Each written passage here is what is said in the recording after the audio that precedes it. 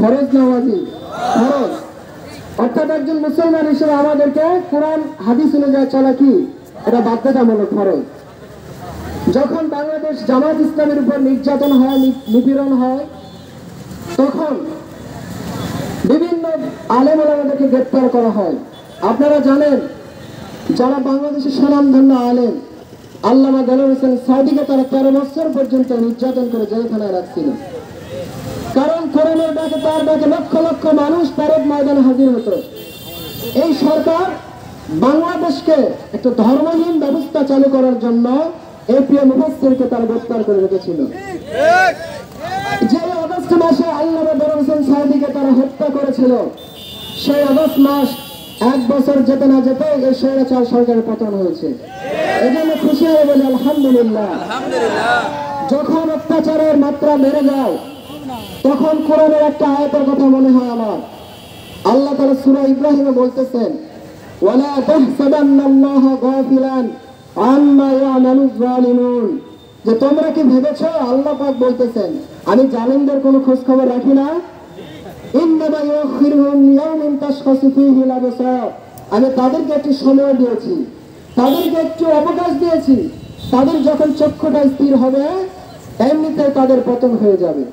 আল্লাহ পাক আবার সূরা মুমিনুনের ভিতরে বলতেছেন, ওয়ালাকাদ খালাকনাকুম ফাওকাকুম সাবআ তারাই ওয়া মা কুননা আনিল খালকি গাফিলিন, অর্থাৎ আমি আমার সৃষ্টি সম্পর্কে গাফিল নই।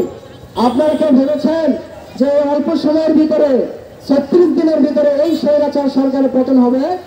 যেটা আমরা অনেকদিন কল্পনা করে পারি নাই, সেটা আল্লাহ তাআলা দিয়েছেন, বিজয় আল্লাহ পাক দিয়েছেন। আল্লাহু খায়রুল মাকিরিন, সবচেয়ে উত্তম পরিকল্পনাকারী কে বলেন?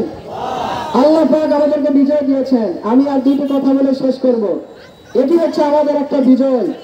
যখন রাসূল সাল্লাল্লাহু আলাইহি সাল্লাম মক্কা বিজয় করলেন, তখন পর্যন্ত মক্কা বিজয় হওয়ার পরও এই মুশরিকরা একেবারেই তারা দমে যায় নাই, তাদের তখনও শক্তি ছিল। রাসূল সাল্লাল্লাহু আলাইহি সাল্লাম এই মক্কা বিজয়ের পরে ইসলামকে পরিপূর্ণভাবে আনতে আরো 2 বছর সময় লেগেছিল। এরপরে তাইফের যুদ্ধ হয়েছে, হুনাইনের যুদ্ধ হয়েছে। আজকে আমরা আদর্শিক দিক দিয়ে বাংলাদেশ আওয়ামী লীগ থেকে শুরু করে বিএনপির দিক থেকে শুরু করে আমরা জামাত ইসলামী আদর্শের দিক দিয়ে সবার চাইতে এগিয়ে আছি। এজন্য বলি আলহামদুলিল্লাহ। আমরা দেখেছি 28 অক্টোবরে ঢাকাতে আন্দোলন হলো, আমরা দেখেছি একমাত্র জামাত ইসলামী মাঠে নামাজ আদায় করেছে। এটা একমাত্র আদর্শ আমাদের বাংলাদেশ জামাত ইসলামী বাস্তবায়ন করতে পেরেছে। যেই দলে নামাজ নেই, সেই দলে ইসলাম নেই। যেই দলে রাসূল সাল্লাল্লাহু আলাইহি ওয়াসাল্লামের আদর্শ নেই, সেই দলে আমাদের যাওয়া যাবে না। এর জন্য আমরা এখনো যারা জামাত ইসলাম সম্বন্ধে অবগত নয়, যারা এখনো জামাত ইসলাম সম্পর্কে ডেফিনেশনটা জানে না, আমরা চেষ্টা করব তাদেরকে দাওয়াত দিয়ে তাদের সাথে সম্পর্ক গভীর করে, তারাও আমাদের ভাই, তাদেরকে ভালো মন্দ বুঝিয়ে ওয়াকুলু লিন-নাসি হুসনা, মানুষের সাথে ভালো ভালো কথা বলো, এই ভালো ভালো দাওয়াত দিয়ে আমরা তাদেরকে আমাদের দলে শরীক করে নেব। আল্লাহ পাক যেন কবুল করেন। আসসালামু আলাইকুম ওয়া রাহমাতুল্লাহি ওয়া বারাকাতুহু।